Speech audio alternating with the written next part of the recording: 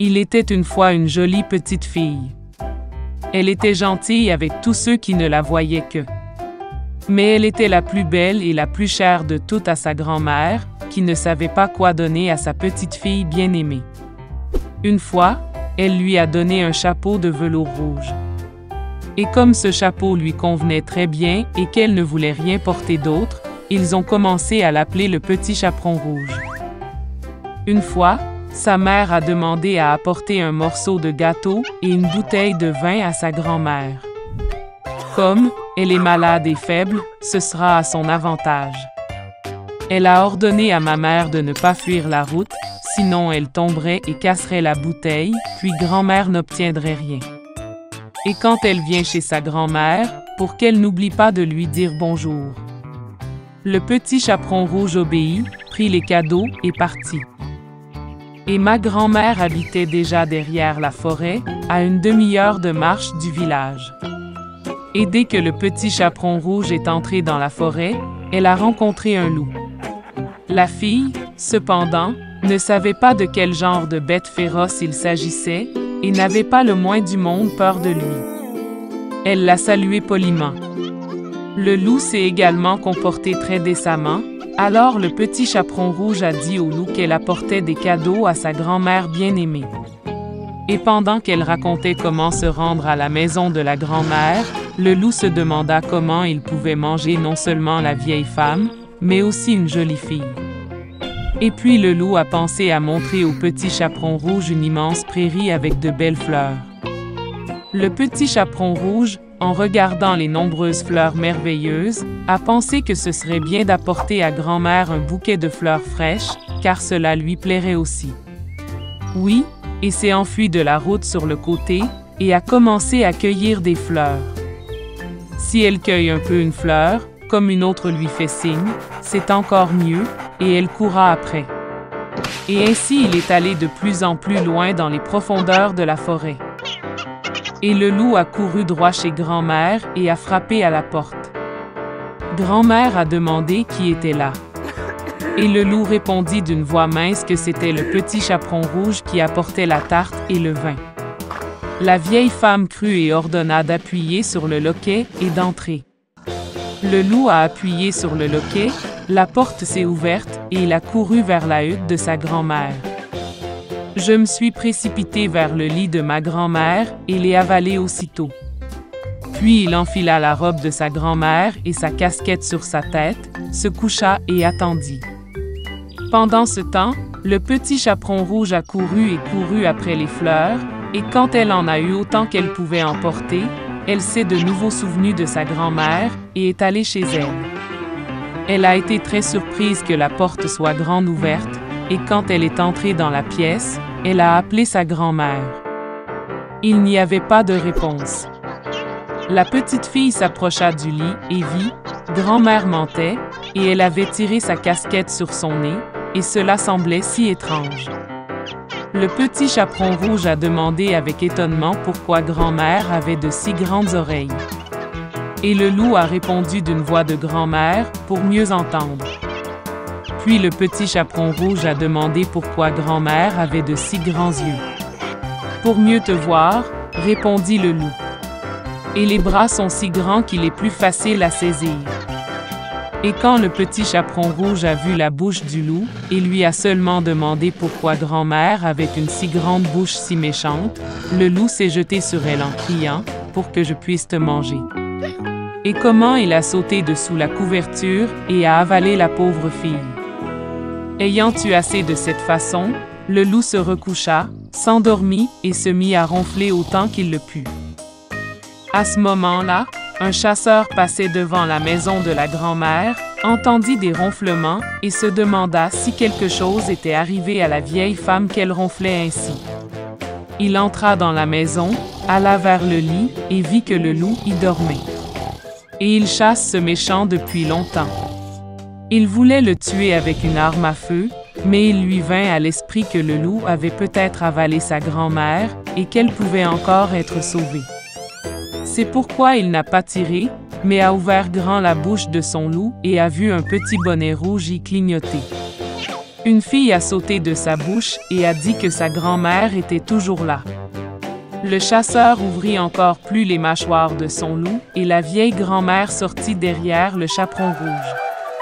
Ils étaient ravis, ont commencé à embrasser et à remercier le chasseur. Ils ont décidé de donner une leçon à un loup rusé. Ils ont apporté de grosses pierres aussitôt que possible, les ont fourrées dans la bouche et le ventre du loup et l'ont emmené dans la cour. Et quand le loup s'est réveillé, il a vu le chasseur et était sur le point de s'échapper, mais ne pouvait pas supporter le fardeau des pierres et est tombé à terre. Cela ravit tous les trois, tandis que le loup se leva et traîna à peine son gros ventre dans la forêt sombre. Ils ne l'ont jamais revu. C'est ainsi qu'ils ont enseigné une leçon au loup rusé, et le petit chaperon rouge a décidé qu'elle ne désobéirait plus jamais aux ordres de sa mère. Il était une fois un vieil homme et une vieille femme dans une petite maison à l'orée de la forêt. Tout dans leur vie se disputait, une seule chose manquait, le vieil homme et la vieille femme n'avaient pas d'enfants. Une fois, le vieil homme a demandé de faire cuire un pain d'épices en forme de petit homme. La vieille femme a regardé dans la grange, et il n'y avait presque plus de farine. Elle a pris un bol, l'a frotté le long de la boîte, l'a brossé le long du fond, et une poignée de 2 poignées environ a été recueillie. La vieille femme pétrit la pâte sur de la crème sûre, et quand elle roula le pain d'épices sur la table, elle le prit et le fit en forme de petit homme, avec des bras, des jambes, avec une tête. Et mettez-le au four. Au bout d'un moment, la vieille femme vint voir si le pain d'épices était cuit, le prit et le mit sur la fenêtre pour qu'il refroidisse. L'homme en pain d'épices s'est refroidi, s'est allongé, s'est couché, mais s'est soudainement levé et a couru aussi vite que possible hors de la maison, de la fenêtre au banc, du banc au sol, à travers le sol et aux portes, a sauté par-dessus le seuil du porche à la cour, de la cour à la porte, de plus en plus loin. La vieille femme appela son mari, et ils se précipitèrent tous les deux après lui. Mais ce n'est pas si facile d'attraper le bonhomme en pain d'épices. Maintenant, il a déjà atteint le champ où les paysans battaient leur récolte. Passant en courant, le bonhomme en pain d'épices leur a crié qu'il avait déjà fui la vieille et le vieil homme, et qu'il les fuirait facilement aussi. Les paysans l'ont entendu et ont couru après lui. Mais, peu importe la vitesse à laquelle il courait, il ne pouvait pas le rattraper. Un bonhomme en pain d'épices a couru jusqu'au champ où les tondeuses tondaient l'herbe. Passant en courant, il leur a crié qu'il s'était déjà enfui de la vieille femme, du vieillard et des paysans, et il les fuirait facilement aussi. Les tondeuses ne pouvaient pas supporter un tel ridicule, tout le monde se précipita après le bonhomme en pain d'épices. Ils courent aussi vite qu'ils le peuvent, mais ils ne peuvent pas rattraper. Et vers le petit homme, la vache marche, il lui a crié qu'il s'était déjà enfui de la vieille femme, du vieil homme, des paysans et des faucheuses, et qu'il la fuirait facilement aussi. La vache s'est fâchée et s'est aussi précipitée après le bonhomme en pain d'épices. Seulement, il ne peut pas rattraper. Et un cochon le rencontrait. Le petit homme a crié qu'il avait déjà fui la vieille femme, et le vieillard, et les paysans, et les faucheuses, et la vache, et il la fuirait facilement aussi. Un cochon hurla et courut après. Seulement, elle ne put rattraper son retard, elle était trop grosse. Un bonhomme en pain d'épices court le long de la route et un lièvre le rencontre. Le petit homme a dit qu'il s'était déjà enfui de la vieille femme, du vieillard, des paysans, des tondeuses, de la vache et du cochon, et il le fuirait facilement aussi. Le lièvre entendit cela et courut après lui. Il ne peut pas non plus rattraper le petit homme, seul le lièvre l'a vu. Un bonhomme en pain d'épices court et un loup le rencontre. « Je vais vous manger », dit. Et le petit homme lui répondit qu'il avait déjà fui la vieille femme, et le vieillard, et les paysans, et les faucheuses, et de la vache, et du cochon, et du lièvre, et il le fuirait facilement aussi. Le loup grogna et se précipita sur l'homme en pain d'épices, et il esquiva et courut aussi vite qu'il le put. Seul le loup l'a vu. Un bonhomme en pain d'épices court et un énorme ours le rencontrent. Son petit homme n'avait pas peur, mais criait qu'il avait déjà fui la vieille femme, et le vieil homme, et les paysans, et les tondeuses, et de la vache, et du cochon, et du lièvre, et du loup, et il s'enfuirait facilement de lui aussi. Un ours féroce lui tapa du pied et courut après lui.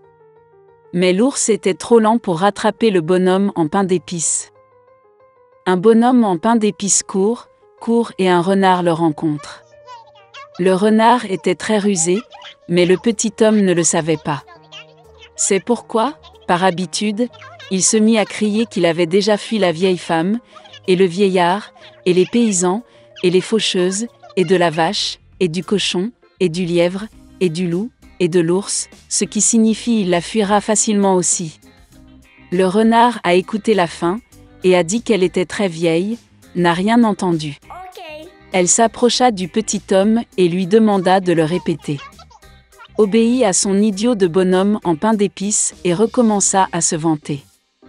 Le renard a écouté la fin et a dit qu'elle n'avait toujours rien entendu. Elle s'approcha encore plus du petit homme et lui demanda de le répéter. Le bonhomme en pain d'épices a accepté, et alors seulement il a recommencé, alors que le renard se jetait sur lui et mangeait. Et le bonhomme en pain d'épices ne se vantait plus.